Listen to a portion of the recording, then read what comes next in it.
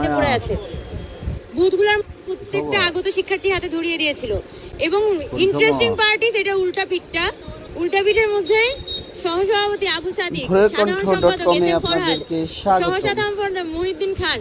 So that is this the list. বুঝাই যায় যে এখানে একটা গুপ্ত প্যানেল ফাংশন করছে এবং এই প্যানেলটা বেসিক্যালি এখানে শিবির সমর্থিত প্যানেল হিসেবে আমরা ধরে নিতে পারি, যেটা আজকে ভোটের দিনে প্রথমের মধ্যে প্রকাশ হলো।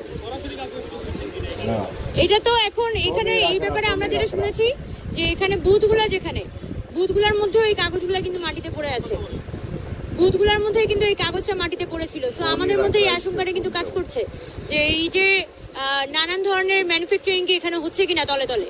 আবার যারা আগত শিক্ষার্থীরা আছে তাদের কাছে কিন্তু এভাবে হাতে হাতে লিফলেট দেওয়ার কথা না, এবং যারা প্রকাশ্য লিখছে তাদেরটা আমি বাদ দিলাম, কিন্তু এখানে যারা নানান রকমের ছলচাতুরি করে লিস্ট ধরিয়ে দিচ্ছে তাদের ব্যাপারে অবশ্যই আমি সন্দেহ পোষণ করব। না, আমি মনে করি যে বিষয়টা এরকম না। স্টুডেন্টরা আসছে, ভোট কাস্টিং করছে ইচ্ছা মতো, তবে এখানে যে বিভিন্ন গুপ্ত প্যানেল ছিল হলগুলোতে সেগুলো বেসিক্যালি আজকে এক্সপোজড হয়েছে। এবং শুধুমাত্র শহীদুল্লাহ হল এফএচ হলে না, এখানে যে এফ রহমান হল সেখানেও আমরা সেম টাইপের লিস্ট দেখলাম।